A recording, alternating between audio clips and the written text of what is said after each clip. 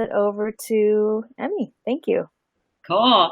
Thank you. Welcome, everyone. And we will get started, I guess. Happy to be here with John, Patrick, and Scott.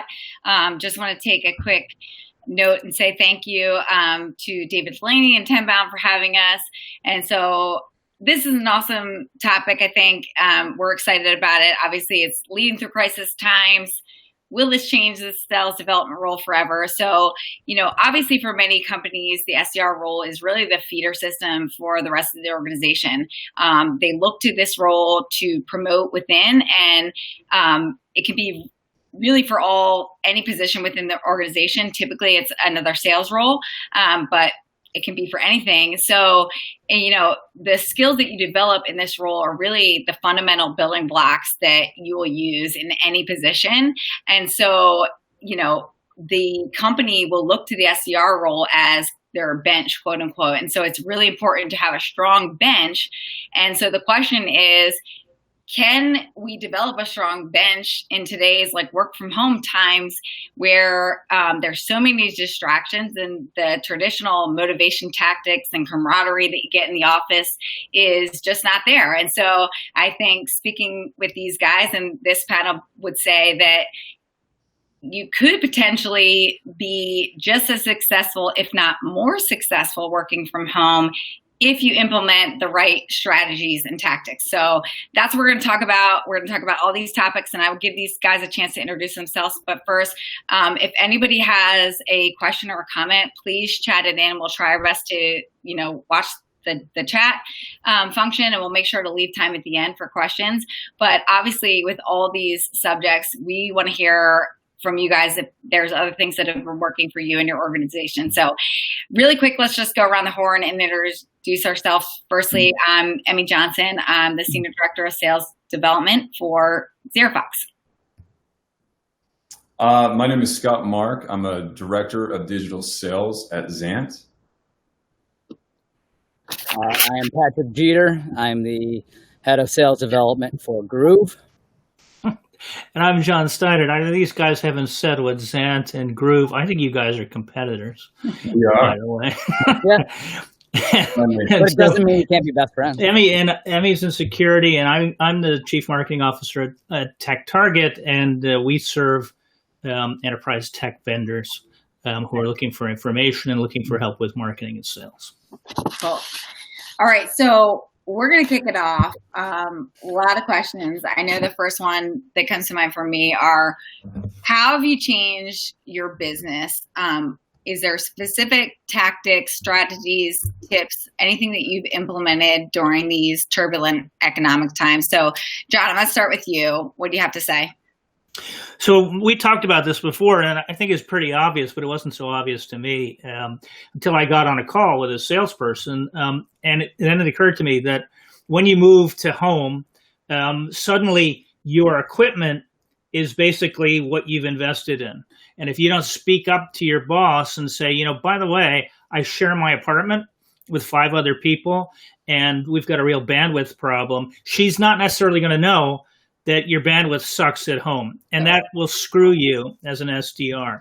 So obviously it's incumbent on your manager to make sure you're equipped, because you're working for her in a way. And you can't work for her successfully, can't work for yourself unless you say, look, I need more bandwidth and I need your help. I need a bigger monitor so I can see what the heck is going on because this laptop's not working for me. Patrick, you have more to add there, right?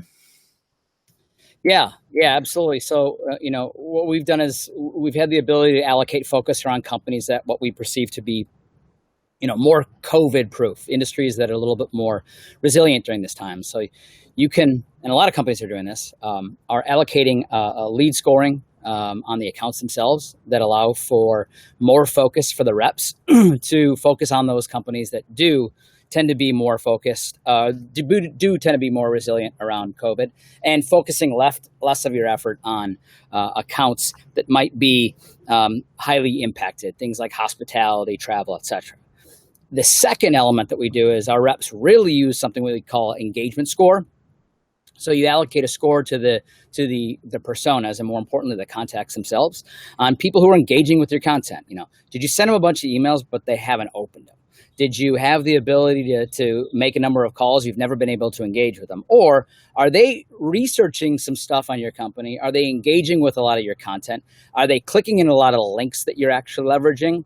And now all of a sudden we have the ability to use automated functions to have these SDRs spend exponentially more time on the people that are engaging and more likely receptive to that kind of conversation than somebody that you might just be calling in blindly, or, as we say, cold. So I think those two things in particular have been extraordinarily beneficial. Yeah, we've done that too. Actually, we've kind of refocused our TAM to target specific, like you said, resilient industries, or ones that we know we have a higher win rate in, where not that we wouldn't prioritize those anyway, but we're putting way more focus on those because right now we know we win better in that space. And so we're gonna put all our effort right there. What do you have to say, Scott? I know you're doing some interesting things.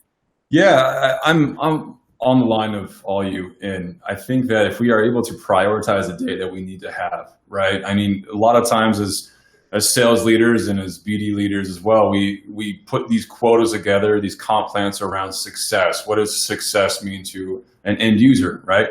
And then we say, here's a CRM, go get it. And it's like a needle in a haystack a lot of times. So we've implemented a lot of these processes, a lot of these automation rules that allow our reps to be able to be one click away from doing the next best thing. And I think that's a lot of, as any type of role you're in, especially an SDR or BDR role, like if you're constantly doing manual or admin work, that just bogs down your day, right? We want all our reps to spend more time doing their job, which is in this setting is building revenue pipe, right? So when you hand it over, it's closable. And so if we're able to actually implement those types of technology and those types of processes and those types of prioritization rules, then heck yeah, that's what we're doing.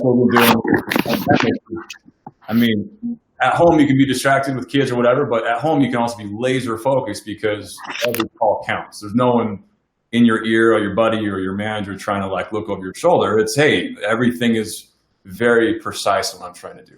Hey, I wanted to raise a question here. So Patrick, you're talking about really prioritizing, and Scott, you just said every call counts. Are you finding that it's important for the SDRs to keep each call, to treat each call as if it's very valuable?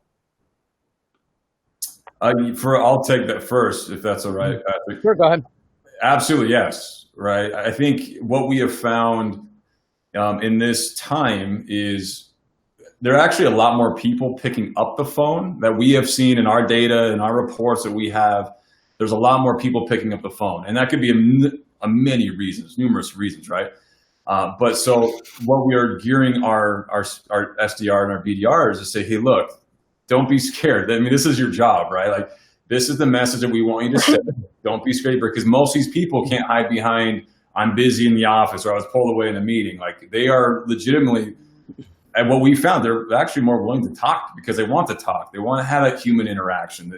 I'm not saying email is dead. I won't say that, but I'm just saying there's more human interaction. They want that. They're searching out for that. So the phone call it's weighing heavier now. Yeah. So I agree to that point 1,000%. So there's no doubt that in the current environment that we're in, that reps need to work harder to get more out of it. But it's our job as managers to help them work smarter, which is where that account scoring comes in. Every call is important. And to be honest with you, to Scott's point, we have upped the amount of calls that we've made in this time because it's true. People are more receptive to answering the phone. And what happens then is each one of these calls is extraordinarily important, but we have to build a system and we have to A/B test that system pretty effectively to figure out, okay, do we increase our efficiencies? Are we making more phone calls and are we connecting with more people, but are we making less traction based off of that? And a lot of times that comes back to, okay, are the reports that we're running, are they providing the reps with the right contacts to call? Are they providing the reps with the right companies to call? And then more importantly, we've been gamifying even the losses. So right now, our team spiffs aren't based on like how many meetings set and things like that. It's how many 30 seconds commercials have you delivered over this time? So to Scott's point, you shouldn't be scared to call. To be honest with you, this is the time where companies that come out of recessions like this will roar out of it. And that has been proven time and time again, from Topo to a lot of different industries. So we have the ability to manufacture our own successes here by working really smart. And to be honest with you, making no qualms about it, you have to work harder during this time too. There's no easy way around it. There's no quick fix to right now. You got to bust your butt. We did get a question that we kind of answered a little bit, but do you think people are picking up the phone because they have less office disruptions or because they're looking for more meaningful person-to-person interaction? I will say, and I would love to hear everybody's thoughts, I think it's both. I think they are craving the personal interaction, and they're less disrupted. But I also think, at least in the beginning of COVID, for example, everybody was emailing because they were afraid to call cell phones. So they were like, I don't want to disrupt someone at home. I don't want to be rude. And everybody was emailing. So everybody, I don't know if you guys felt the same way, but my inbox was flooded with sales emails and LinkedIn. And so I think the people that were calling were actually having more success because those were getting answered more.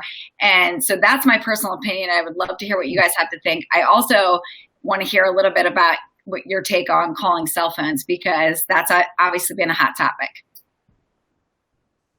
Well, why don't I give the old guy perspective? So just for everybody out there, SDRs, I never pick up my phone. Zero, never, ever. But because I'm a marketing guy, I'm really intently interested in content. And that comes down to email.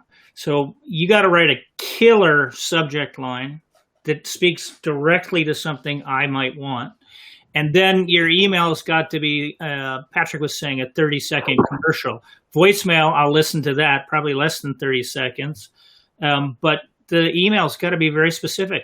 And it can't be about what you surmise I'm like from my LinkedIn. It's got to be about engagement information that you've gained from my interaction with your website, for example. It's got to be about my business. It cannot be personal because you don't know me. You absolutely don't know me. I spent this past weekend with 4 young people from the age of 23 to 27. And, they don't treat me as if we're peers. So don't treat me as your peer, because I've struggled a lot over a long career, and all I think about is business. I'm not looking to grow my friendship with young people, even though I like to talk to you. So do a commercial. Curiosity then, John, on that note, we hear a lot of times about it's really important to customize. So are you saying that someone who's younger, potentially in sales development early on in their career, can't really relate to you because they're not in the same place in their career or life as you are? Right. There is no natural reason to expect that we'd have a personal relationship. 1, 2, you can't really know me through my LinkedIn, because that's where I'm only sharing a little bit of information that's easy to misinterpret. But you can learn about my business. You absolutely can. And I'm dying to know how you can help. Great. Scott, Patrick, do you guys have anything to add? Cell phone related or just calling? For us, I say call always, right? I'm a huge, especially as a sales leader, we spend all of our time. That's how we get our livelihood, is over the phone, right? So, but I still think, and I think Patrick will agree with, and everybody will agree with me on this, is that you have to know your persona. You got to know exactly why you're calling, and what type of message I'm going to deliver that's going to have that guy or that gal say, yes, you can take 5 minutes or 30 minutes of my time. And that's a hard thing to do, right? To actually, you're calling it most of the time into an interruption, and then you're asking for their time. And that's a hard thing to do. But to answer the questions that were earlier, the 2 questions, I would say yes to both of those, right? I would say that yes, people are more susceptible right now to pick up the phone because they're used to just how work is and life is right now. and we train my guys every single day, and I always say, hey, look, people are in the comforts most of the time, like in their own space, right? Like I'm in my own little office here in my home.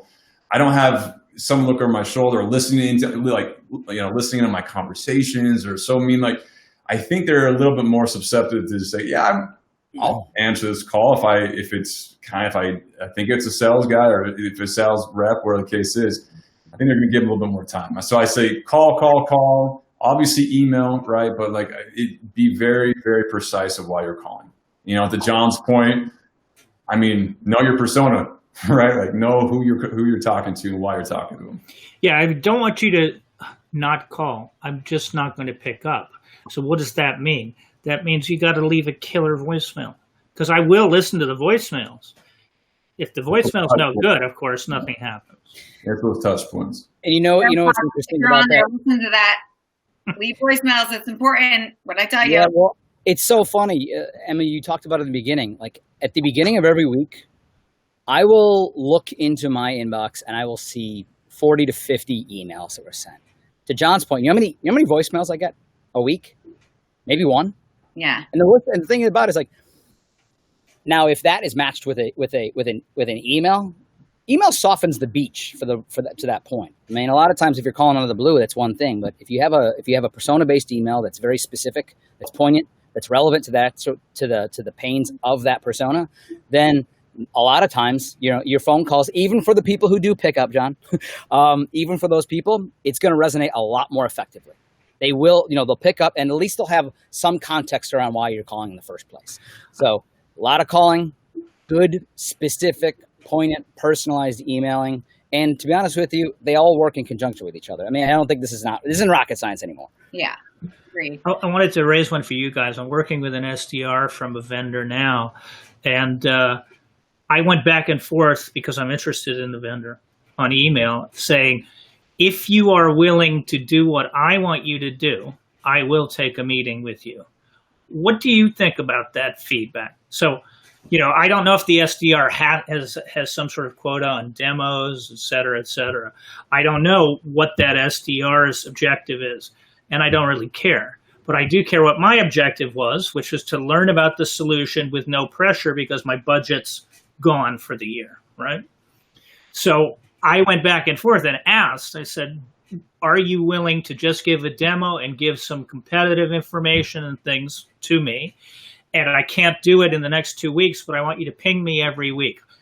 Do you get feedback like that? Do your SDRs listen to how the customer wants the relationship to be initiated? Yes.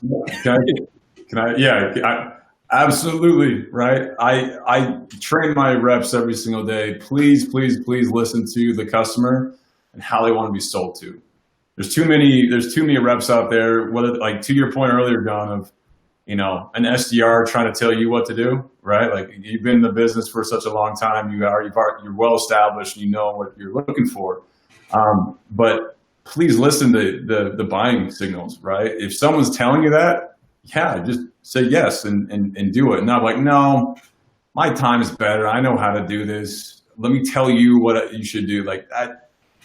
Especially right now, and we could get into a lot of different figures, but you know what is it, like 71% of the buying decisions already been done before they even say hello to you, right? And it sounds like you're doing that, right? You've already done your research. You already have an idea of what you want. You're just reaching out to the SDR, like, okay, fill in the other 29%, please go. So, yeah. There's something that to be talked about too. There is, and I think I have a follow-up question for John about the emails themselves, actually, which I think is going to be very beneficial. I see a lot of people asking. So it's so funny. Every single thing that we're talking about here is about allocating our reps time and personalizing their communication. You know, we've always identified that sending boilerplate messaging has never been effective, but considering the COVID situation, it's never been more important, right?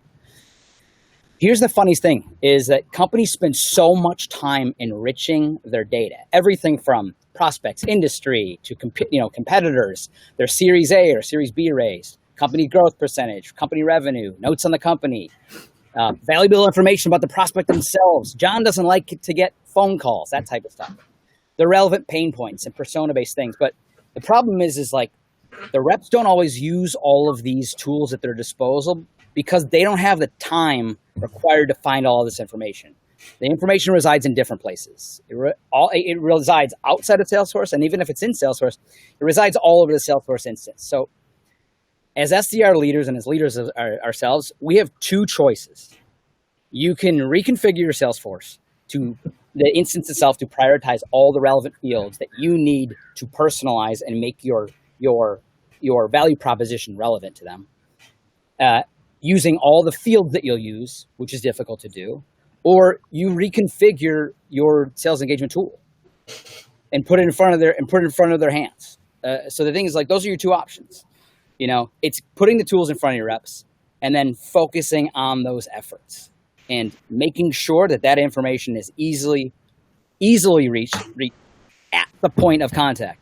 You don't need to spend 15 minutes to research a customer or a prospect, figure out all you want to say, and then call. We've watched teams take their research time from 10 minutes down to 1 minute so that they can do a lot of calls, a lot of research, a lot of prospecting, and be relevant as opposed to just somebody who's spamming a call volume, basically. And to that point, I want to ask John, like, I saw this, like, what's a good email that you've received? Like, we all coach our reps on that, but you don't take email, you don't take phone calls a lot. What's an email that you heard and that you said, wow, that's actually efficient? Yeah, and I just want to piggyback off that, John, too, because we're getting a lot of questions about you don't answer your phone, but you will go back and respond to an email if you get a good voicemail. So is there something that really catches your attention in a voicemail that will make you go back and say, okay, I'll respond to your email? So just like Patrick was saying, you know, what's a good email that maybe catches your attention? What's a good voicemail that catches your attention? And also, how many is too many voicemails? And I would love to hear everybody's thoughts on that too. So let me try to do the email one really simple. I think the best emails tend to be that engagement behavior from me has been observed. And then the email is specifically designed to help me. So I saw you engaged with this piece. Is there a specific question that I could help you with? All right. So it's very simple. And the answer is either yes or no, or it could be now that you bring it up. Voicemail is much harder. It really is hard. I would say it's so late in COVID now, you can dispense with, I hope you're keeping safe. Because if you're not, there's nothing we can do about it, right? So you just dispense with that. But I would say it's more the same. I saw that you're engaged. People or companies like yours have this type of challenge. Is that what you need help with? Or was it something else that caught your eye about our company? If I'm not engaged, it's much harder. Cold is much, much harder, because then you have to give an example that is related, you think, to my business. And that gets to what Patrick was saying. That's probably too much research for a basic BDR to do. Love it. Any other comments, Scott or Patrick?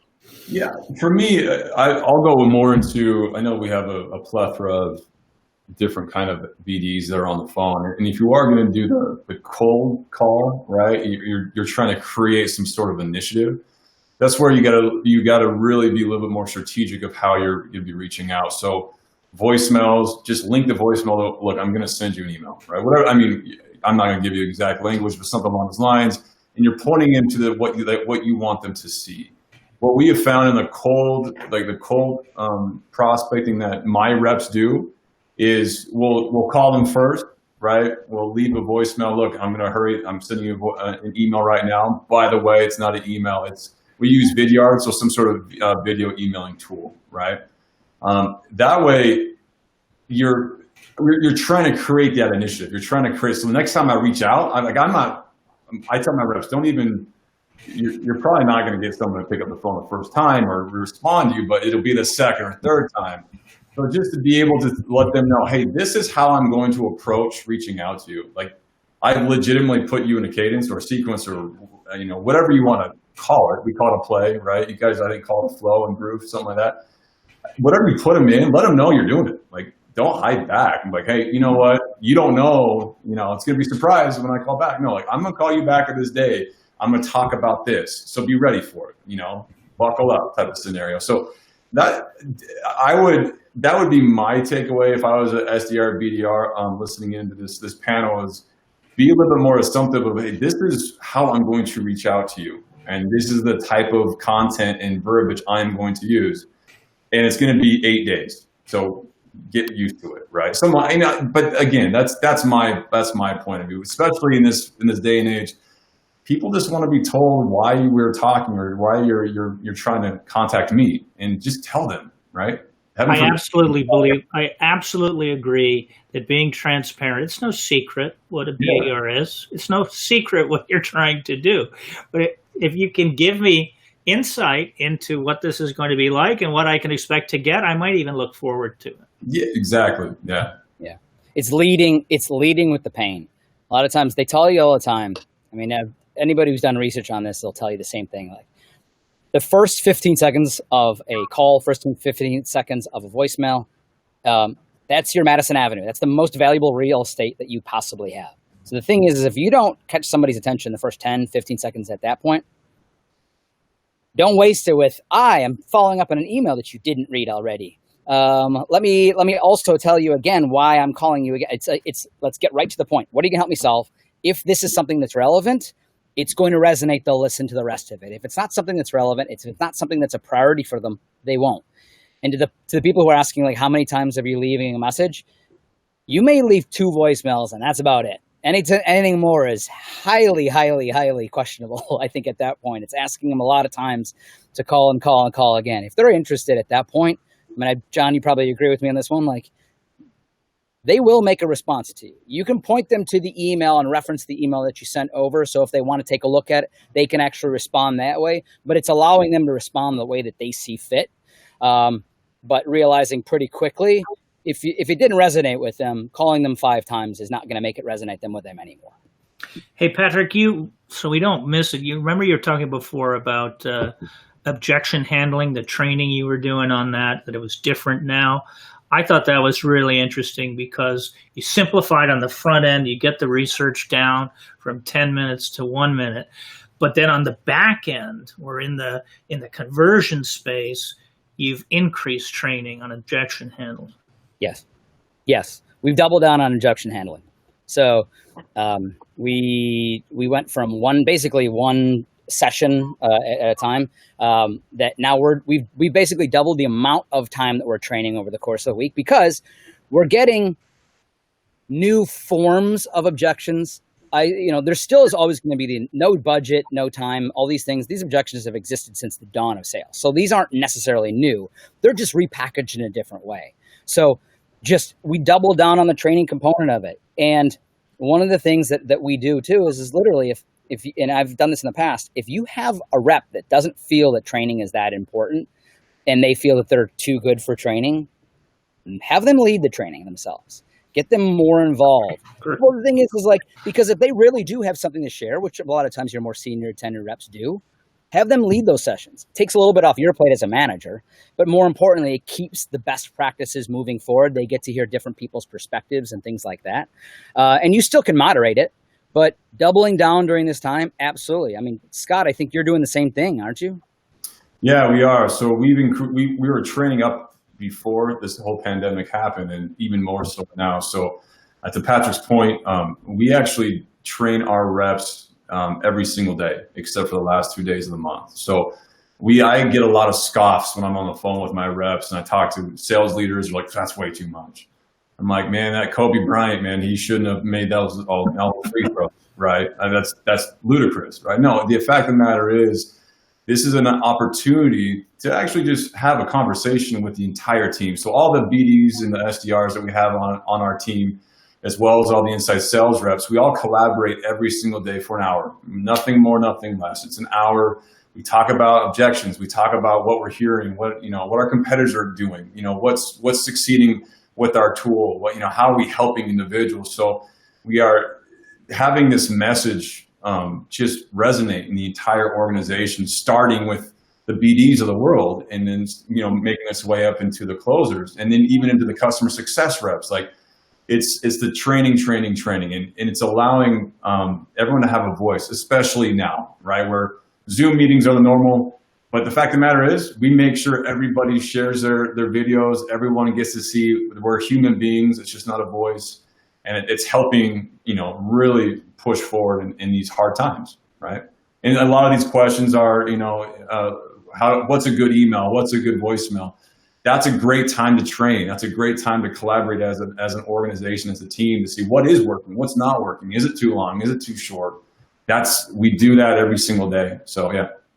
Really quick, Scott, because I know we are running out of time. Do you have a format for those, like trainings, as you call them? I think the interaction with everybody, from the closers to the BDs, is really important. But when you get on those calls, is there an agenda, or is it kind of just like go around the horn, or what's working, what's not? How do you structure it? Yeah, so we'll put on the calendar invite what we're going to be training on that day. So, for example, tomorrow we're going to be going into like a battle card scenario, right? So every rep is coming on with, this is what we're hearing, this is what we're doing scenario, right? Then we'll actually go and we'll listen to some sort of webinar that, you know, we'll go on LinkedIn and listen to a webinar or a TED Talk or whatever the case is, and we'll just listen and discuss it, right? And then we'll go in, you know, the next day we'll go in to say, all right, hey, Emmy, you're up, demo me, go, right? Everybody, you know, let's attack. Like, let's try to make it as hard as possible, as many objections to talk about. Just so, you know, again, don't be scared of the phone. Don't be scared of these objections that are out there, pricing and all that fun stuff. Look, everybody has to make money. Everyone is coming out of this pandemic. We all need to make money, right? And that's really comes down. And so as BDRs and as sales guys and as customer success reps that are out there, we're all on the same team, no matter what. We all have to have the same messaging moving forward. So, to be honest, be brutal. Be brutal in your training. So prepare them for the real world. I mean, I'm pretty hard. Some of the worst and the hardest objections come from our own team, because they want to see how their teammates are going to handle some of these objections, and they are brutal on them. But the thing is they're battle tested them. By the time they actually go out in the field and actually talking to people, there's not a lot of either rudeness or whatever it happens to be that's really going to catch them off guard. So the thing is like, you have to battle test them beforehand. They can't just go test it out in the field on their own. That's a recipe for disaster. Awesome. Well, we're actually up on time. So thank you for everyone. I don't know if you want to say one last thing about how this is going to change the world moving forward, or what you would look for in SDRs moving forward, because it's definitely going to be different. That's for sure. Anybody have a comment?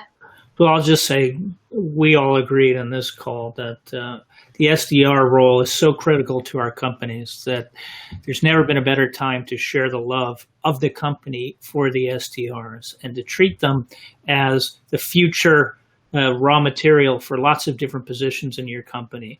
And so if you've had high churn in your SDR group before COVID, now's the time to realize that you really want to invest in those people so that they will be available as you come out to contribute more value, whether it's in the SDR department or they move into marketing or they move into CSM or something like that. I love the echo, John. Absolutely.